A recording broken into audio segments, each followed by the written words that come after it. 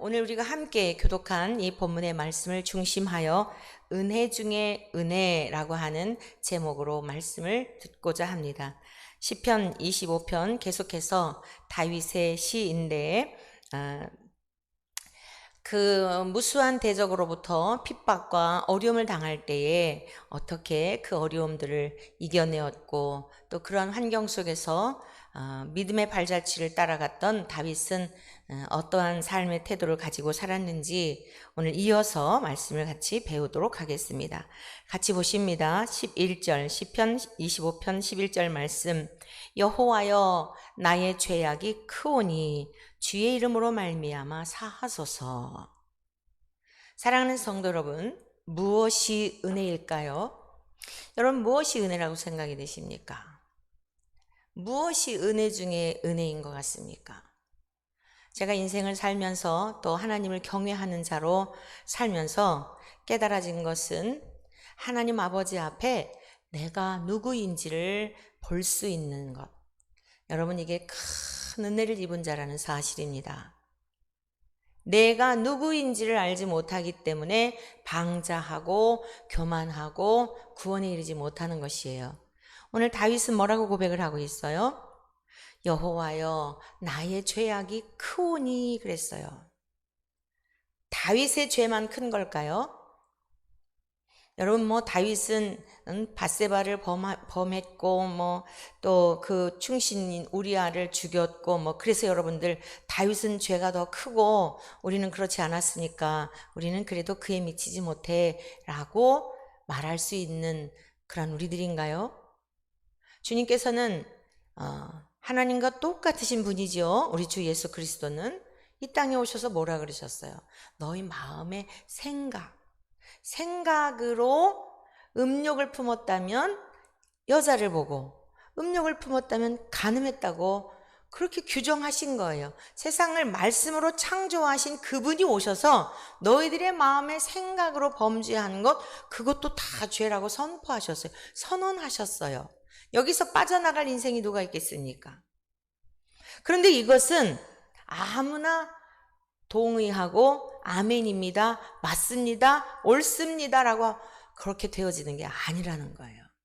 하나님의 은혜를 입은 자라야 진짜 내가 은혜가 아니면 살 수 없는 존재구나. 은혜가 아니면 정말 지옥 저 영원한 나락으로 떨어져도 할 말이 없는 인생이구나. 할렐루야. 여러분, 이것을 깨닫는 게 가장 큰 은혜를 입은 자예요.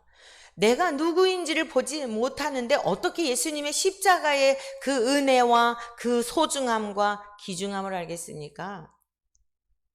나를 보지 못하는데. 오늘 다윗이 하나님 마음에 합한 자라고 하는 여러 가지 그 칭송을 받았던 여러 가지의 이유가 있겠지만 본문 말씀에서 우리가 살펴보면 여호와여 나의 죄악이 크오니 나의 그 모든 죄에서 주의 이름으로 말미암아 용서해 주십시오. 여러분, 이 믿음을 가지고 살았다는 거예요. 이러한 고백을 드릴 수 있는 사람, 입술만이 아니라 전 존재적으로 이 사실이 깨달아지고 믿어지고 그래서 주의 은혜를 갈망하며 사는 목마른 심령이 가난하여 주의 은택을 입고 살아가는 자는 정녕 복 있는 자요 은혜 중에 은혜를 입은 자인 줄로 믿습니다. 자, 그러면서 12절에 있는 말씀, 여호와를 경외하는 자 누구냐? 그가 택할 길을 그에게 가르치시리로다. 자, 두 번째, 은혜 중에 은혜가 무엇인가? 하나님 앞에 은택을 입은 사람이 어떠한 사람인가? 하나님을 경외하는 자인 줄로 믿습니다. 자기의 죄를 볼 줄 알고 특별히 예수 그리스도, 예수라고 하는 이름의 뜻은 그가 자기 백성을 그들의 죄에서 사하여 준다는 뜻이 있지요. 예수 그리스도를 믿음으로 말미암아 내 공로가 아니라 예수님의 이름의 권세로 말미암아 내 죄사함을 받는다라고 하는 이 믿음을 가지고 살아가는 자는 복 있는 인생이요, 하나님 앞에 은혜를 입은 자요, 또 이러한 인생은 하나님을 경외하며 살 수밖에 없다는 사실이에요.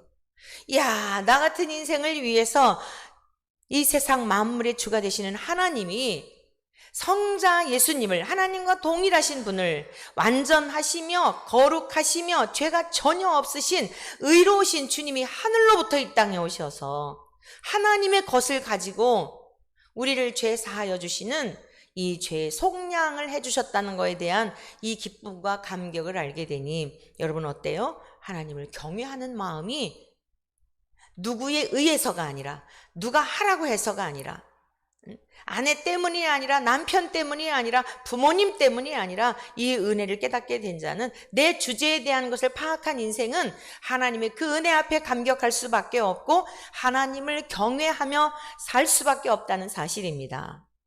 우리가 이 세상 살면서 누군가는 의지하고 누군가는 신뢰하며 살 수밖에 없어요.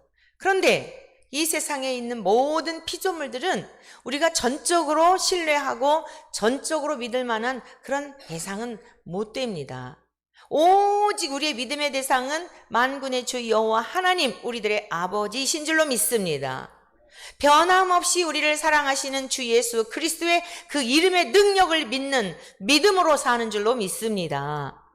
우리는 보잘것없고 연약하고 때로는 넘어지기도 하고 그저 얼마나 올라갔다 내려갔다 하는지 모르죠. 삶에 어떤 좋은 일이 있으면 그냥 업돼가지고 구름 위를 걷는 것 같다가, 또 문제가 있으면 곤두박질해가지고 근원적인 문제까지도 흔들리잖아요. 근원적인 게 뭐예요? 하나님이 정말 계신가 안 계신가, 하나님이 정말 나를 돕고 계시나 안 계시나 하면서 여러분 얼마나 나락으로 떨어질 때, 그 나락으로 떨어질 때가 뭐예요? 뒷부분에 이제 쭉 나와요. 그럴 땐 얼마나 우리들이 절망을 느끼며 삽니까? 그럴지라도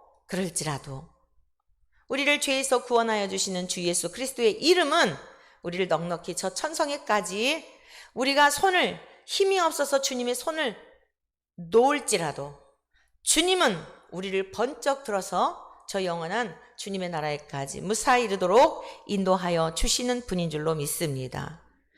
여러분, 이 사실을 우리가 잊지 아니하고 날마다 이 세상 바라보지 마시고, 이 세상 바라보고 실망하거나 낙심하지 마시고, 불법이 성행하고 불의가 점점 세상을 점령해 가는 것 같다 할지라도 진퇴양난이라는 사자성어가 있잖아요.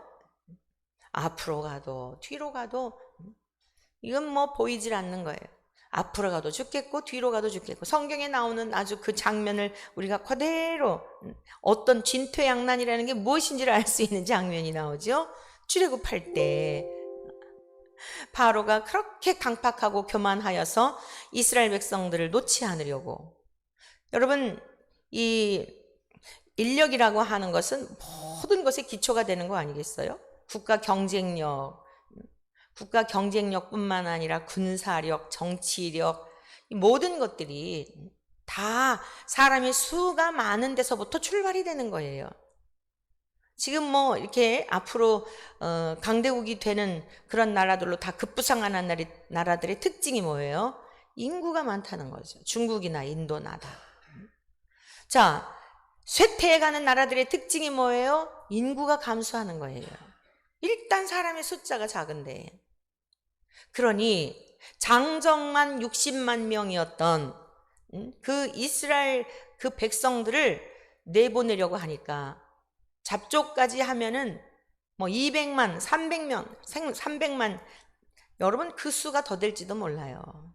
그 수많은 그 사람들 얼마나 일단 경제력이, 노동을 시켰을 때에 그 경제력이, 그 부가가치의 이 능력이 얼마나 많았겠습니까? 근데 그 마지막 자기의 아들까지도 죽임을 당하는 것 보고 하나님 앞에 항복하여 보내고 싶어서가 아니에요. 어쩔 수 없이 그랬는데 보냈는데 어떻습니까? 가만히 생각하니 너무 약이 올랐죠. 그래서 앞으로 막 이스라엘 백성들이 이제 가나안 땅을 향하여 모세를 앞세우고 하나님이 명하신 말씀을 따라 가는데 얼마쯤 가다 보니 앞에는 완전히 바다요. 뒤를 돌아보니 바로와 군사들이 그냥 따그닥따그닥 그 말발굽 소리에 병거를 타고 오는, 얼마나 두려웠겠습니까?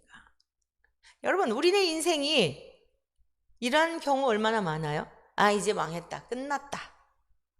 지금까지 살아오는 동안 그런 순간 많았지 않아요? 오늘 우리 선교사님들 같이 함께 예배 드리시는데, 우리 국내에서 우리가 신앙생활 하는 것보다 현지에서는 더더욱 그러한 일을 많이 경험하셨을 거예요. 그런데 어때요? 죽을 것 같았는데 끝났다.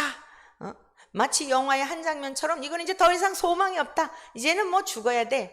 간증을 들어보니까 막 때강도가 들어와서 그런 일을 경험하셨다 그러더라고요.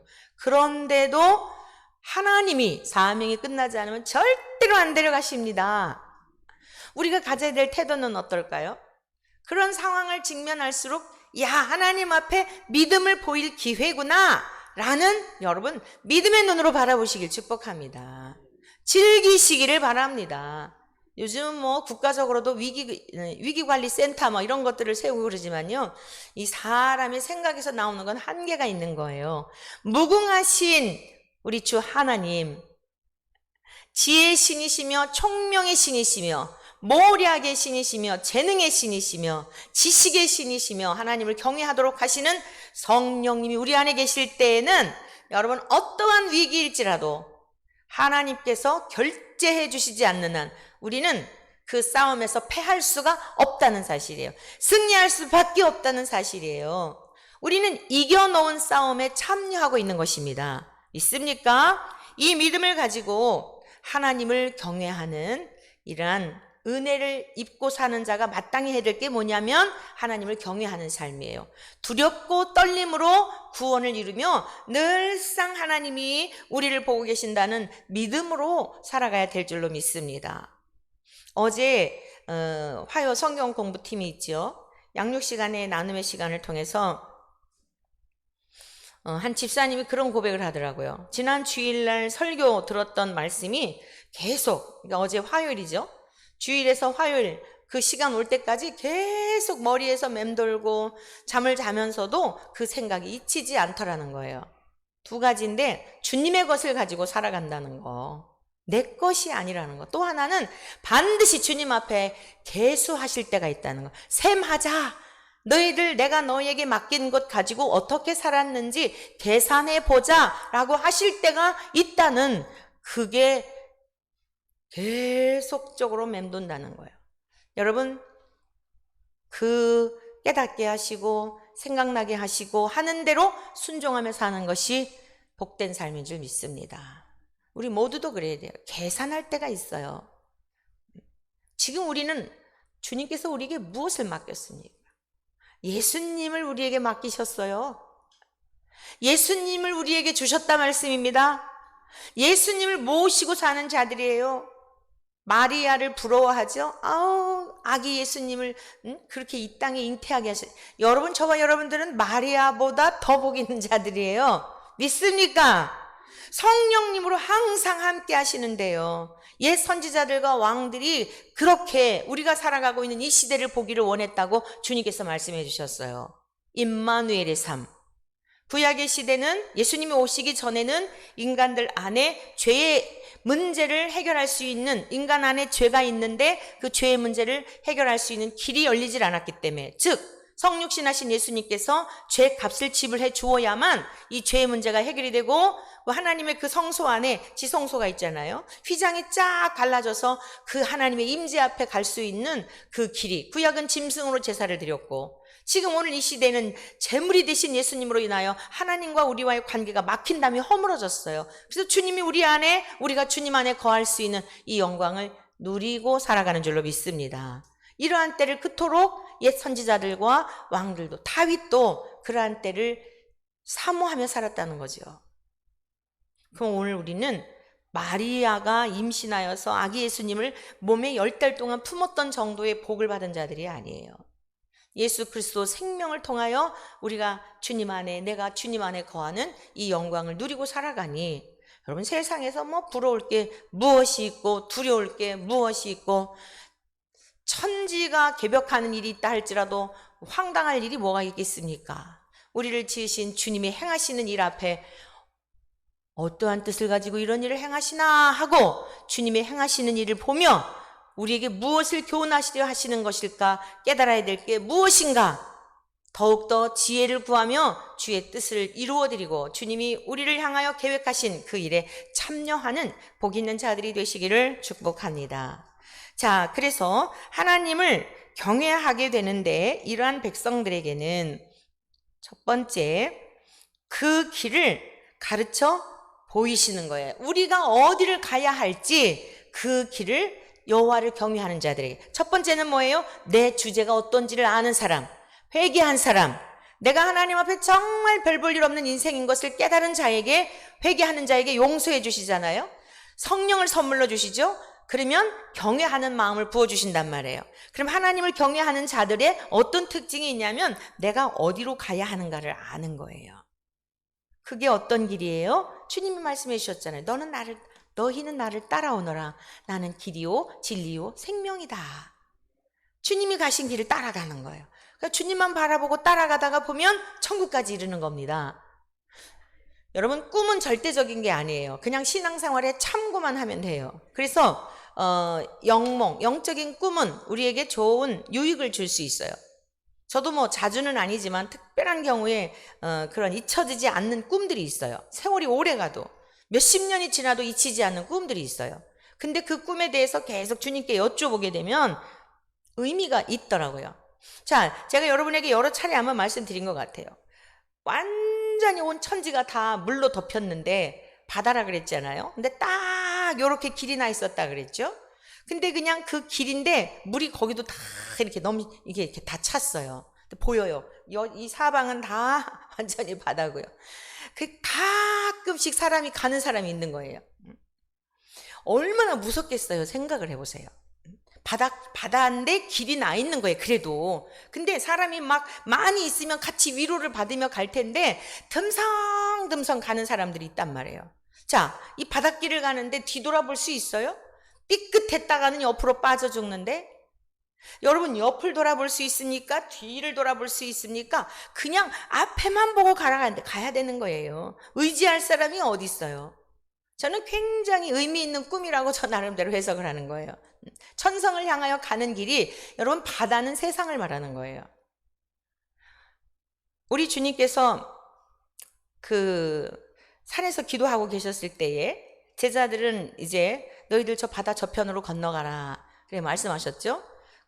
특별히 오병이어 기적 행하셨을 때에 제자들이 다니면서 막 떡바구니 갖고 그 고기랑 떡이랑 이렇게 나누면서 그럴 때 얼마나 피곤했겠어요. 그러니까 이렇게 너희들은 먼저 저기 가서 이제 쉬어라 그러시고는 주님은 또 그 피곤하신데도 산에 오르셔서 기도를 하시잖아요.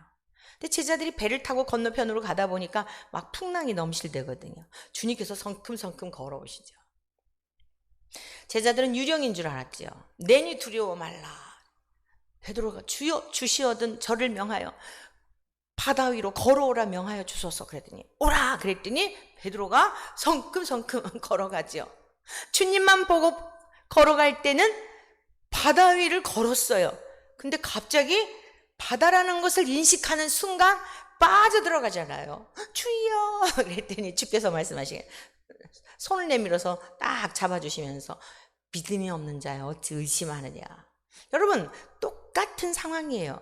똑같은 바다 위예요. 그런데 베드로가 어떨 때는 바다 위를 걸어가고 어떨 때는 빠져들어갔다고요. 어떨 때요? 주님을 바라보았을 때는 성큼성큼 묻힌 것처럼 걸어갔잖아요.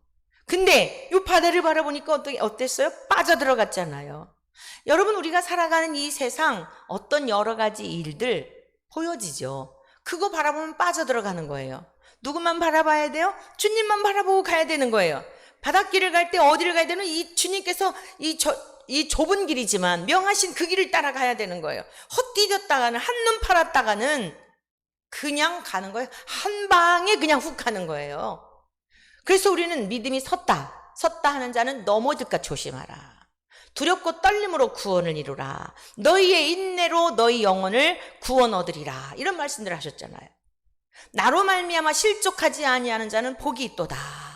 많은 말씀들로 우리가 이 바다와 같은 세상을 살아갈 때에 넘어질 수도 있고 실족할 수도 있고 여러분 삐딱하면 나락으로 추락할 수도 있기 때문에 계속적으로 나는 길이오라고 말씀하신 거예요. 나만 따라오너라 그러면 아무리 바닷길일지라도 뭐 사람이 없더라도 의지할 사람이 없더라도 인도하시는 그 길을 따라가면 저 푸른 초장 아름다운 영광스러운 그 나라 예비된 나라에 무사히 당도하게 될 줄로 믿습니다. 여러분 이것을 보는 것처럼 믿으며 살아가는 건 특별한 은혜예요. 성경에 그렇게 써있대가 아니라 그게 실제가 되어서 오늘의 삶의 자리에서 누리며 살아가는 은혜가 있기를 축원합니다. 자, 그래서 갈 길을 가르쳐 보여주셔요. 두 번째로는요, 14절에 있는 13절에 있는 말씀 같이 보시겠어요? 그의 영혼은 평안히 살고 그랬어요. 하나님을 경외하는 자에게 주시는 특혜가 있어요. 무엇이에요? 평안인 줄로 믿습니다. 평안이에요. 어떤 상황에서도 평안이에요. 그러니까 어떨 때는 사실 본인 자신도 황당할 때가 있어요. 내가 이게 지금 제정신인 게 맞나? 이 상황에서 내가 이렇게 평안한 게 이게 맞나? 이거 내가 좀 맛이 간 거 아닌가? 여러분, 주님이 주시는 평안은 세상이 주는 것 같지 아니한 줄로 믿습니다. 너희가 어린아이와 같지 아니하면 결단코 천국에 들어갈 수 없다 그랬잖아요. 그 말씀은 또 무슨 뜻이에요? 천국을 살 수 없어. 하나님의 나라는 여기 있다 저기 있다 너희 눈에 보이게 임하는 게 아니라 너희 안에 임하였느니라 이렇게 말씀하셨죠. 그러니까 이 땅에 살면서도 하나님 나라를 산다는 뜻이에요. 근데 그 특징이 뭐예요? 어린아이와 같지 아니하면 이라 그랬잖아요. 그 어린아이의 특징이 뭐예요? 염려가 없어요. 근심이 없어요. 왜죠? 절대 의존적인 존재이기 때문이에요. 엄마 한 사람이면 충분하기 때문이에요. 엄마의 품에 있는 아기 보세요. 새근새근 막 배고프다고 울었다가도 엄마 품에 안기면 막 정신없이 꿀꺽꿀꺽 젖을 먹고 언제 그렇게 울었냐는 듯이 아주 정말 천사의 모습으로 깊은 단잠을 자요. 내려다보는 엄마의 모습은 어때요? 너무 아름답지 않습니까? 여러분 이게 하나님이 원하시는 삶이에요. 애들이 장난감 구해요? 품에 있는 아기가 엄마밖에 안 찾는 거예요. 엄마 이러잖아요. 점점 클수록 어떻죠? 점점 클수록 엄마를 멀리해요. 친구가 좋아. 이제 요것들이 초등학교만 가도 지금 손주들이 이제 꼬맹이들이니까 아직 유치원 다니고 이러니까 할머니도 좋아하고 할머니 집에도 가자 그러죠. 얘네들 이제 초등학교만 가도요 부모님이 집에 없는 거 좋아해요. 주인의 또래들끼리 노는 거 좋아해요. 중고등학교 아이고 애들이 어리니까 여행 가는 거 좋아하고 신나하죠. 초등학교만 가도 여행 같이 가는 거 싫어한다고요. 벌써 아이들이 자아가 발달이 돼서 자기 힘으로 살아보려고 하는 인간에게 주어진 이 본성이 그 아이들을 지배하기 때문이에요. 그런데 그 아기들은 어때요? 품의 아기들은 어때요? 엄마가 도와주지 않으면 못 사는 거예요. 이게 절대 빈곤의 삶이에요. 여러분 부자일지라도 여러분이 무엇인가 다 살 수 있을지라도 우리의 심령은 항상 한결같이 좁은 길 가는 게 뭐예요? 주님이 내놓으신 그 길을 따라서 주님만 의지하며 가라 그거예요. 세상 힘 의지하지 말고 돈 의지하지 말고 너희 그 언제 피었다 치는 꽃과 같은 아침 안개와 같은 너희 목숨도 의지하지 말고 그렇게 오늘을 사는 겁니다. 하나님을 경외하는 자에게 뭐라 그랬어요? 평안히 살게 하신다 그랬어요.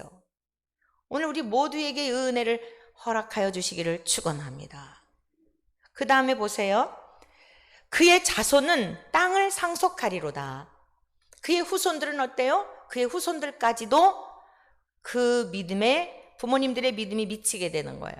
땅을 상속하리로다.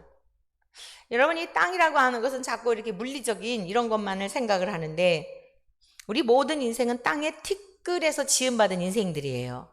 그러니까 온유한 자는 복이 있나니 그들이 땅을 기업으로 받을 것이며 라고 팔복에서 주님이 말씀하셨죠. 그리고 온유한 자의 원형이 누구냐면 예수님이시죠. 친히 보여주셨어요. 불의한 것은 절대 타협하지 않고 악한 것에 대하여서는 표효하는 사자처럼 담대하게, 죄에 대하여서는 절대로 용납하지 않으면서 불법과 타협하지 않으시면서, 그러면서 얼마나 온유하고 겸손함을 보이셨습니까? 그러니까 우리 주님이 지금 가셨는데 어때요? 그 주님을 만나는 사람마다 다 목숨도 주님 거예요.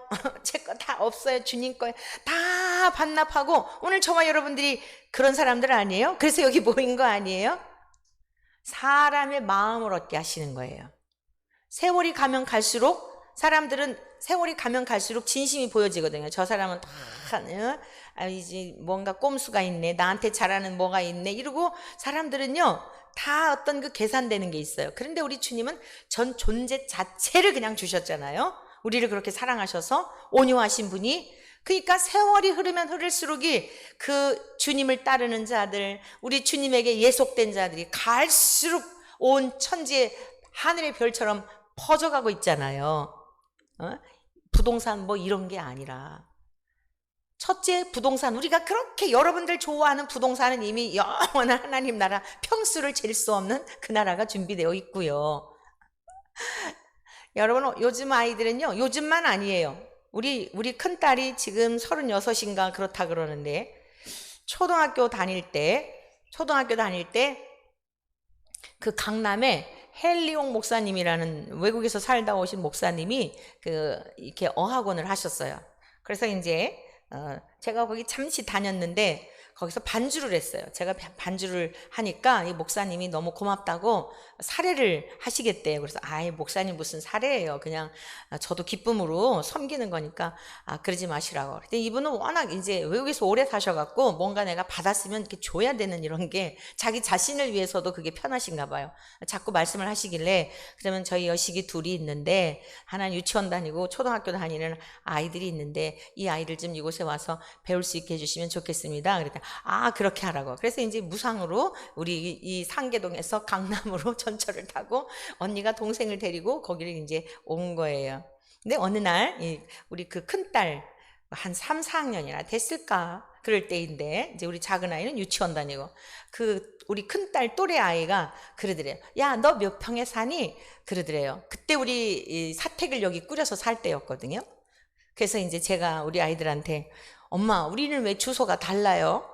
여기 아파트 단지잖아요. 요즘 같으면은 이게 주민등록상에 올려주지도 않아요. 옛날이니까 올려준 거예요. 90년대 초반이니까 그나마 그걸 어떻게 해서 그냥 올린 거예요. 그러니까 학교에서 이제 이렇게 생활기록표 하면 이렇게 주소 쫙 나오잖아요. 그리고 학교 아이들 이렇게 이런 거 나오잖아요. 엄마, 우리 집만 주소가 이상해. 그러면서 왜 그러냐. 그래서 야, 특별하게 하나님의 은혜를 입고 사는 거야.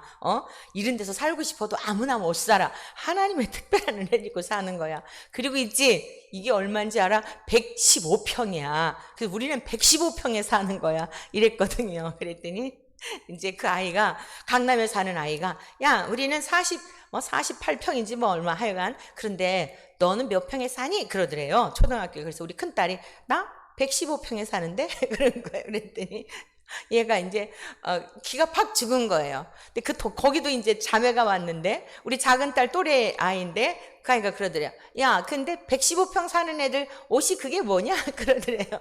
그러니까 우리 큰딸이, 아니, 그 아이의 언니가, 야, 진짜 부자들은 옷 검소하게 입어. 그러더라는 거예요. 그래서 아주 잊을 수 없는 아름다운 추억이 있어요. 여러분, 아니, 지하에 방을 만들어 가지고 산들, 주님 모시고 사는, 이게 궁궐 아니에요? 아니, 그 정도 자부심도 없이 어떻게 이 길을 가고 어떻게 하나님을 경외해요? 차라리 그런 그런 자부심이 없고 그런 당당함이 없다면 다른 거 해가지고 다른 거 돈 벌어서 살아야지. 여러분, 우리는 그 어디나 자녀들에게까지도 그 믿음의 유업이 미치는 거예요. 믿습니까? 우리가 바른 하나님 앞에서의 신앙관과 믿음과 하나님 나라를 우리가 이 땅에서도 누리면, 진짜 하나님을 경외하는 게 이렇게 행복한 거구나. 믿지 않고는 못 견디는 거예요. 믿어라, 믿어라가 아니라 믿을 수밖에 없는 거예요. 우리 사랑하는 원천의 모든 가족들이 오늘 이 말씀을 듣는 여러분 모두에게 이 은혜가 있기를 축복합니다. 여러분들이 어디 가서 식당에 가서 맛있는 음식을 먹을 때 가장 먼저 누가 생각나세요? 여러분의 가족들 생각나지 않아요? 아, 다음에 우리 남편 이곳에 와서 같이 식사해야 되겠다. 여러분, 이 다음에 우리 아이들 오면 이 식당에 와서 가족들이 함께 식사할 때 이곳에 와서 식사해야 되겠다. 이러지 않아요? 세상에서 맛있는 음식을 먹어도 그러지 않아요? 근데 정말 저 영원한 영구한 나라가 있고 저 백악관 정도가 아니라 저 영국의 왕실 정도가 아니라 저 왕의 권위 정도가 아니라 그 왕이신 하나님을 모시고 살아가는 그 세계가 실제한다고 하는데 어떻게 우리들만 갈 수 있냐고요? 어떻게 사랑하는 자들을 그냥 뭐 나오든지 말든지 믿든지 말든지 이럴 수 있냐고요? 그럴 수 없습니다. 오늘 약속의 말씀이에요. 그의 자손은 땅을 상속하리로다. 그 유업을 계속해서 이어간다, 그 말씀이에요. 누구에게요? 하나님을 경외하는 자들에게. 누가 주시는 복이에요? 하나님이 주시는 복이에요. 믿으십니까? 이 귀한 은혜가 우리의 가문의 길이길이 후손에게까지 이 세상이 우리 주님이 오시는 그때까지 우리 모든 가문에 미치시기를 간절히 축복합니다. 그 다음에 14절을 보시겠어요? 하나님을 경외하는 자에게 어떤 은총을 주셨는지. 여호와의 친밀하심이 그를 경외하는 자들에게 있으며, 친밀함이 있다는 겁니다. 하나님을 경외하는 자들에게. 여러분, 이제 지금 뭐 대선 주자들이 뭐 내가 대통령 되겠다 그래가지고 어디 가고 이러잖아요. 여러분 가만히 보세요. 그 대선 주자로 나오는 사람의 측근에 아무나 못 써요. 대통령이 될지 안 될지도 모르는데도 다 나름대로의 서열이 있어가지고 바로 옆에 있는 사람 항상 옆에 있지 않아요? 여러분 대통령 옆에 아무나 서요? 우리의 믿음이 실제가 되기를 축복합니다. 하나님이 우리를 친밀하게 대우해 주시고, 저와 여러분들이 주님 부르시면 그래, 왜? 뭐가 필요해? 내가 여기. 여러분 게임 끝난 거예요. 믿습니까? 게임 끝난 거예요. 요즘 오징어 게임이 아주, 아시죠?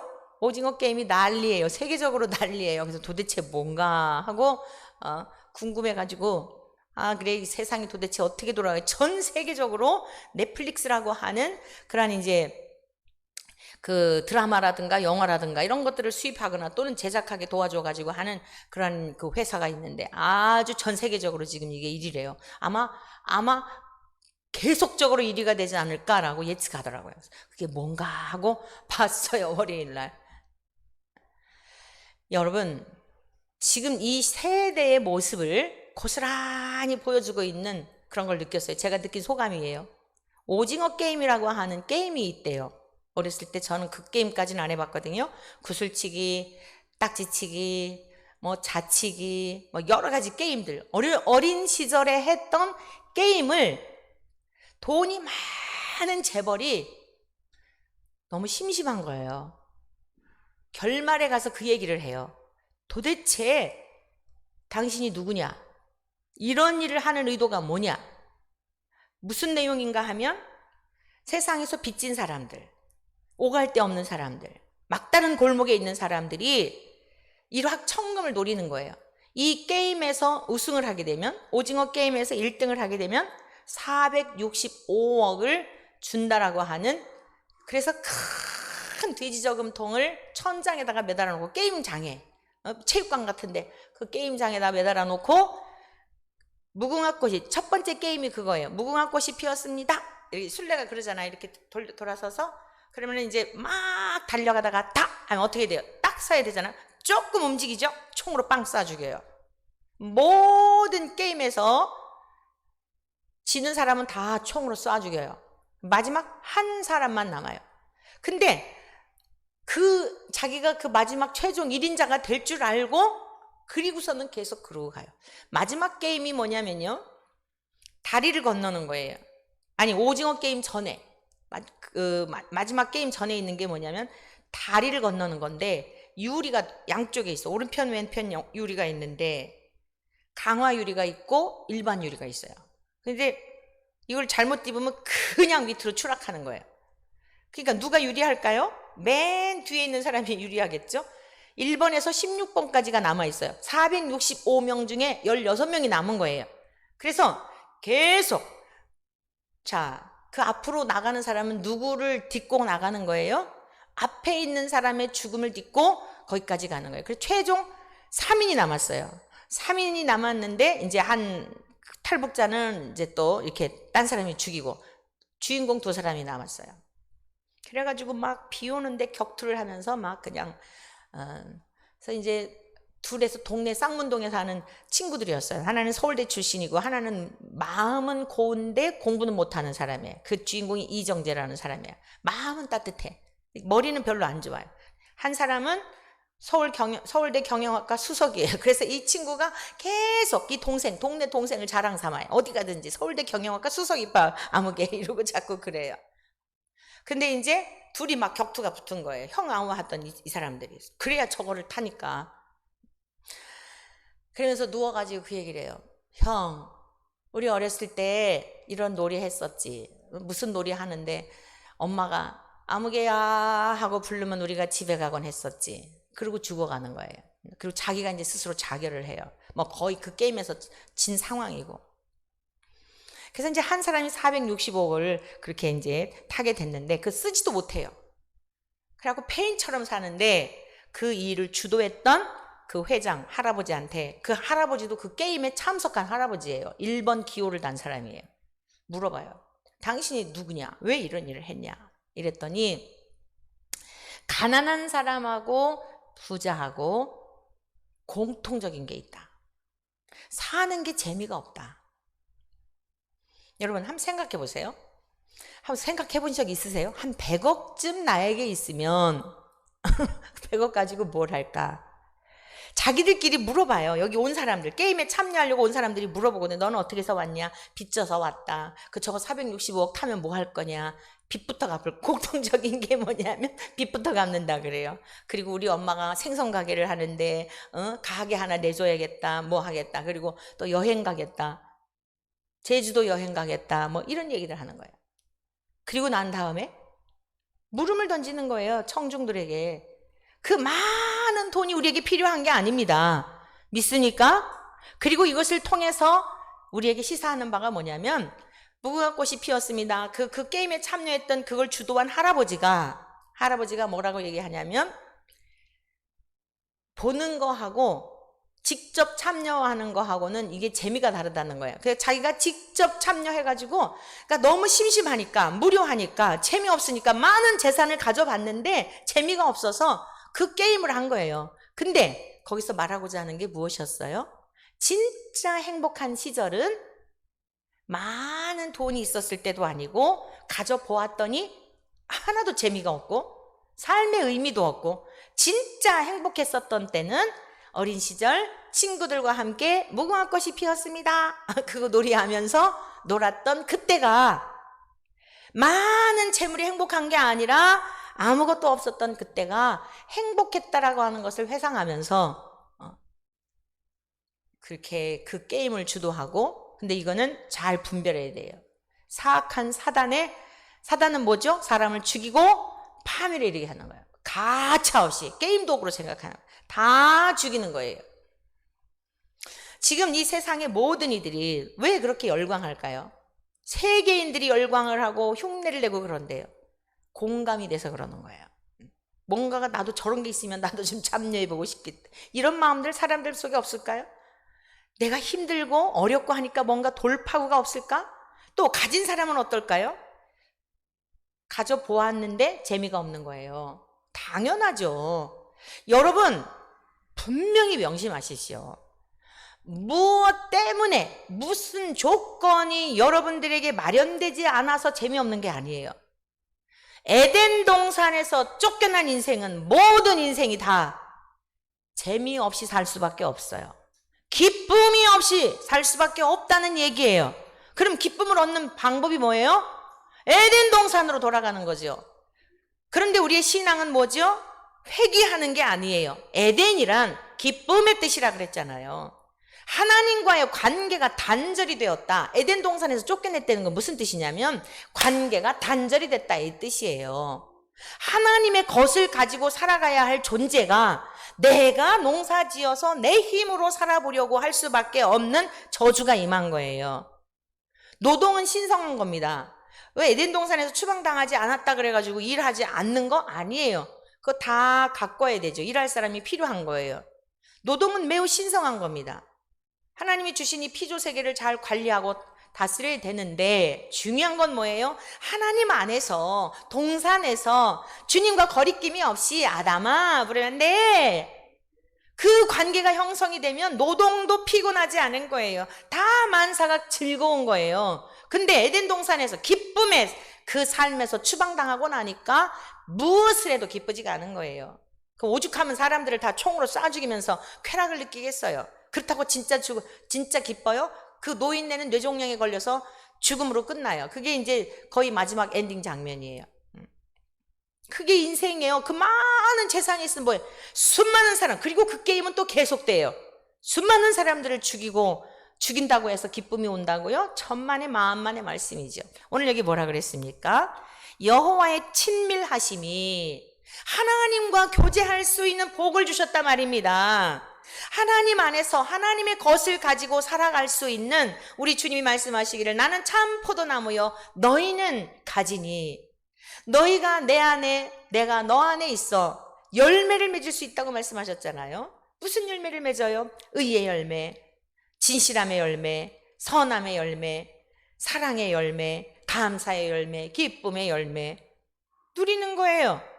오늘 우리가 살아가는 이 세상 선악과가 항상 놓여져 있어요. 내 힘대로 살아보려고 하는 이거 말이죠. 생명나무 열매도 있어요. 오늘 저와 여러분들은 생명나무 열매이신 주님을 믿어 주님에게 연합이 된 자인 줄로 믿습니다. 천국에는 장차 우리가 살게 될 천국에는 어떤 특징이 있느냐? 지금 이 땅에는 공존하고 있는 거예요. 선악과 열매도 있고 생명나무 열매도 있고 에덴 동산에 그랬던 것처럼. 그런데 장차 우리가 살게 될 영원한 천국, 이제 하나님의 얼굴을 보면서 천군 천사들과 함께 세세 무궁토록 정말 그 기쁨이 충만한 삶, 조금도 모자람이 없는 삶, 여러분이 그토록 갈망하는 그 만족한 삶, 그 만족한 삶이 천국에서 영원토록 계속되는 거예요.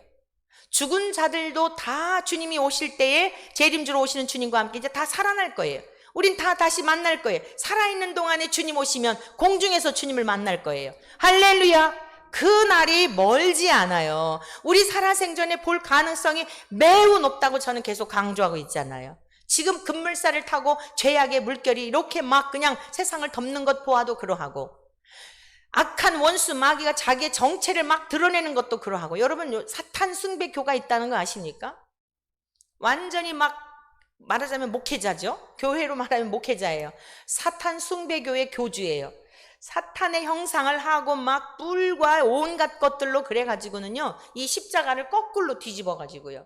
이게 정상이잖아요. 이걸 뒤집어갖고 그 앞에서 사탄 숭배교 예식을 행하게 해요. 무릎 꿇고 사람들이. 이제 자기의 때가 얼마 남지 않은 줄 알고 막 드러내요. 여러분 그런 영화들도 뭐 그 수많은 사람 게임을 하면서 그냥 잠깐 움직였다고 죽임을 당하는 이 시대가 돼버린 거예요. 사람의 생명이 얼마나 하나님께서 오라 하셔야 가는데, 악한 원수 마귀는 자기 때가 얼마 남지 않은 줄 알고 어떻게 해서든지 불의의 사고를 주거나 그냥 막 그래도 우리 믿음의 사람들은 분명히 해야 될 게 뭐예요? 생명의 주권은 하나님께 있다. 아멘이시죠? 주권은 하나님께 있어요. 아무리 위기에 빠져도 하나님이 살려낼 자는 살려내셔요. 더 드라마틱하게 살려내셔요. 그리고 하나님을 더 경외하게 하세요. 그러니까 어떻게 되냐?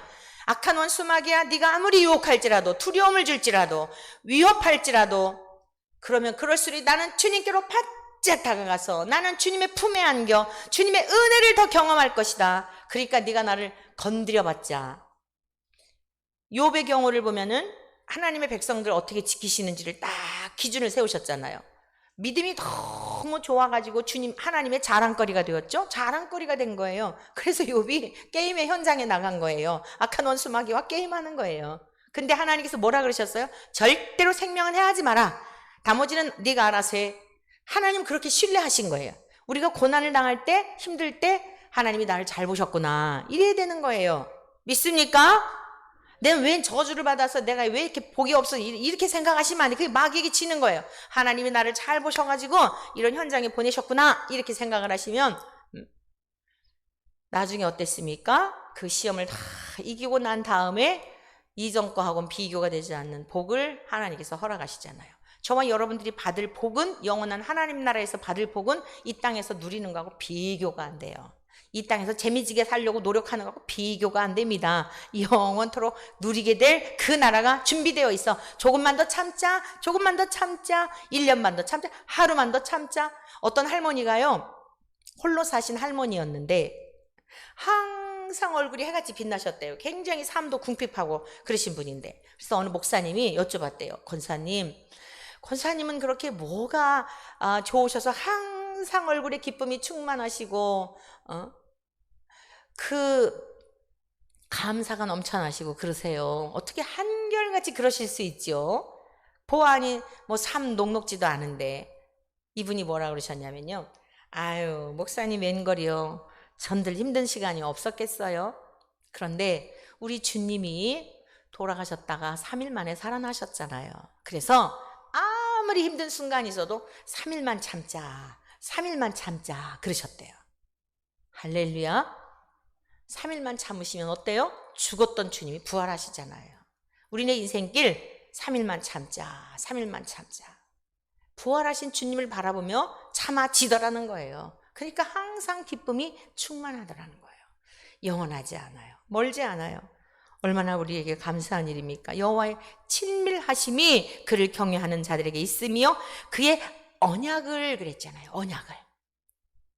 에덴 동산에서는 선악과 열매를 먹지 말라, 먹는 날에는 정령 죽으리라 그랬고, 그래서 우리가 다 죽은 상태로 태어났죠. 그런데 생명나무 열매이신 주님이 화영검으로 둘러치셨다가 주님은 그걸 다 공표하시고 다 드러내시고 생명나무 열매이신 주님이 이 땅에 오셔서 지금 저와 여러분들은, 예수님께서 요한복음 6장에서 말씀하시기를 내 살과 피를 먹어라 마셔라, 내 살과 피를 먹고 마시는 자마다 생명을 얻었고 영생을 가졌고 영생을 얻었나니 하셨잖아요. 네, 저와 여러분들은요 영생을 얻은 자들이에요. 언약을, 내 살을, 주님의 십자가 사건을 말하는 거죠. 예수님을 믿는 자들에게는 예수님의 생명이 우리에게 전가되었다 그 뜻이에요. 이게 언약이에요. 그 언약을 누구에게 보이신다고요? 누구에게 허락하셨다고요? 여호와를 경외하는 자들에게, 오늘 저와 여러분들에게, 우리의 후손들에게 그 언약을 그들에게 보이시리로다. 아, 이거구나. 그 언약, 하나님 한번 약속하신 거 반드시 지키십니다. 반드시 지키십니다. 하나님을 신뢰하시기를 축복합니다. 자, 그래서 15절 말씀, 이제 은혜 중에 은혜를 입은 자에게는요, 세 번째 특권이 있어요. 기도의 특권을 주셨어요. 15절 말씀이요. 내 눈이 항상 여호와를 바라보면 내 발을 그 물에서 벗어나게 하실 것임이로다. 내가 항상 여호와를 바라본다는 게 뭐예요? 기도를 너무 어렵게 생각하지 마세요. 그냥 무릎 꿇고 눈 감고 막 교회에 달려와가지고, 물론 정한 곳은 매우 중요해요. 하나님의 성전에서 기도하는 것은 매우 중요해요. 그거는 어떤 말로도 변론할 여지가 없어요. 그런데 여러분들이 일상에서 어떤 일들을 만나고 그 가정에서 지금 막 문제들이 있을 수 있고, 그런데 언제 거기서 여기까지 옵니까? 그러니까 이제는 24시간 기도하는 훈련을 하셔야 돼요. 말세에서도 지말을 살아가는 우리들은 눈 뜨고서도 계속 주님과 교제하며, 여러분 같이 사랑하는 남편하고 같이 가실 때 도란도란 얘기하면서 가시잖아요. 성경 공부 가르치다가 보면 그런 질문하는 분들이 있어요. 목사님, 막 이렇게 너무 피곤해가지고 누워서 이렇게 기도하고 싶은데 그래도 하나님께서 기도 들으실까요? 그런 얘기를 해요. 그래서 제가 이렇게 비유를 했어요. 딸이 우리 집에 왔다. 근데 이렇게 식탁에 앉아서도 대화할 수 있고, 또 거실에 누워가지고 옛날 얘기도 하면서 그럴 수도 있고, 기도라는 건 인격적인 교제지. 누워서 드리든지 우리가 피곤한 것도 다 아시고 잠을 자면서도 도란도란 부부지간에도 얘기하다가 잠들 수 있잖아요. 아이들에게 얘기하다가도 아이가 스르르 잠들 수도 있잖아요. 여러분 일상에서 에녹과 같이 주님과 동행하는 훈련을 하시기를 축복합니다. 내 눈이 항상 여호와를 바라보면 인식하고 산단 말이에요. 주님이 나와 함께 하시지. 내 발을 그물에서 벗어나게 하실 것이다. 내가 어디를 가든지 악한 원수마귀가 내 앞에 그물을 쳤다 할지라도 하나님께서 그냥 하나님이요 쳐다만 봐도 그 그물 다 사라지는 거예요. 믿습니까? 이사야 40장에 말씀하고 있죠. 누가 저 하늘을 뼘으로 재봤느냐? 누가 바닷물을 이 손바닥으로 헤아려 봤느냐? 열방이, 이 땅에 수많은 열방이 통에 한 방울 물과 같다는 거예요. 한 방울 딱 떨어지는 이 물과 같은 거예요. 이 세상에 있는 모든 나라를 다 합해도 하나님 앞에서는 한 방울 통의 물과 같은 거예요. 그 하나님이 우리와 함께 하시는데 대적할 자가 누구입니까? 그리고 그 주님이 우리를 너무도 사랑하셔갖고 목숨을 바쳐서 예수님의 값을 지불하고 우리를 사랑하셨는데 누가 우리를 해할 수 있겠습니까? 그 다음에 보시겠습니다. 주여 나는 외롭고 괴로우니, 고난이 없다는 뜻이에요? 외로울 때도 있다는 거예요. 괴로울 때도 있다는 거예요. 우리가 착각하는 경우가 있어요. 외롭고 괴롭고 그러면 자꾸 세상적인 방법을 가지고 해결하려고 그래. 여러분 외롭고 괴롭고 할 땐 사람을 만나면 문제가 생겨요. 어떤 문제가 생기냐? 입에서 좋은 소리가 안 나와요. 불평하고 원망하고. 그 시간이야말로 주님 앞에 직면해서 내 눈이 여호와를 바라보아야 될 시간인데 외롭다고 자꾸 뛰쳐나가지요. 외롭다고 자꾸 다른 방법을 취하지요. 근원적인 문제가 뭐냐면 여러분 안에 주님과의 교제에 뭔가 문제 있는 거예요. 막혀 있는 거예요. 그래서 그런 때일수록 씨름해야 되는 거예요. 어떻게 해요? 기도하고 말씀을 보고, 주님 나의 심령이 이렇게 곤고한 이유가 뭐지요? 주님 어디에 문제가 있죠? 어디에 막혀 있죠? 어디에 지금 동맥경화가 된 거지요? 어디에 굳어 있는 거지요? 하고 주님하고 씨름해야 될 시간인 걸 믿으시기 바랍니다. 반드시 이 과정을 겪어야 돼요. 성도들이 성숙하려면. 그러지 않고 자꾸 밖으로 뛰쳐나가고 뭐 힘들 때만 또 나가고 이러면은 여전히 그 문제가 있어서 치료가 되지를 않아요. 일시적인 무엇인가 위로가 될 수는 있어요. 그러나 영혼의 근원적인 만족은 안 된다, 그 뜻이에요. 하나님 안에서 주님이 주시는 선물로 주님 안에서 누리는 그 기쁨이 샘물과 같아서 콸콸콸 솟아남으로 여러분들이 그토록 원하는 만족한 삶, 기쁨의 삶, 온 인류가 추구하는 그 삶이 그 안에 있다, 이 말씀입니다. 할렐루야. 외롭고 괴로움이 있다. 또 내게 돌이키사 나에게 은혜를 베푸소서. 제가 주님을 앙망합니다. 주님을 바라봅니다. 지금 외롭습니다. 괴롭습니다. 사방에 적들이 많습니다. 나를 죽이려고 찾는 사람이 많습니다. 애매히 지금 저는 억울합니다. 사람에게 토로하지 않고 하나님 앞에 믿음의 조상 다윗은 이렇게 고백을 했던 것입니다. 그리고 보십시오. 심령의 상태를 잘 아뢰고 있는 거예요. 이게 내적인 거를 아뢰는 거죠. 17절. 내 마음에 뭐가 많아요? 근심이 많사오니. 위로가 되시죠? 믿음의 선진들 문제 없었던 분 한 분도 없어요. 근심이 많사오니 나를 고난에서 끌어내소서. 자, 하나님을 믿는 사람들이 고난을 당하면요, 마귀는 박수치죠. 근데 마귀는 눈에 안 보이죠? 마귀의 지배하에 있는 불신자들이 그러는 거예요. 그러니까 그것도 신경이 쓰이죠. 자존심이 상하잖아요. 주님을 믿는 사람으로서 뭔가 좀 잘 되는 거 보여주고 싶은데, 여러분 그것도 다 내려놓으시기를 바랍니다. 그것도 다 우리의 자존심이에요. 주께서 분명히 말씀하셨어요. 너희를 영접하면 너희를 영접하는 게 아니라 나를 영접하는 것이고, 너희를 미워하면 너를 미워하는 게 아니라 나를 미워하는 거야 라고 하신 거예요. 우리는 주님의 소유가 되었기 때문에요, 우리 자존심 상할 거 없어요. 주님 자존심 상하는 거예요. 여러분 이 믿음을 가지고 살아가시길 바랍니다. 나의 곤고와 환난을 보시고 우리가 지금 인생에 겪는 것 그 단어가 다 들어가 있잖아요. 외롭고 괴롭습니다.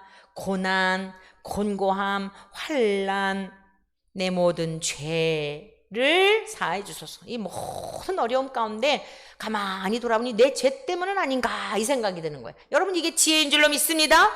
내가 이렇게 환난을 당하고 곤고함에 빠지고 고난을 당하고 외롭고 괴로운 건 혹시라도 하나님과 나와의 관계에 무엇인가 막혀있기 때문에 그런 건 아닌가?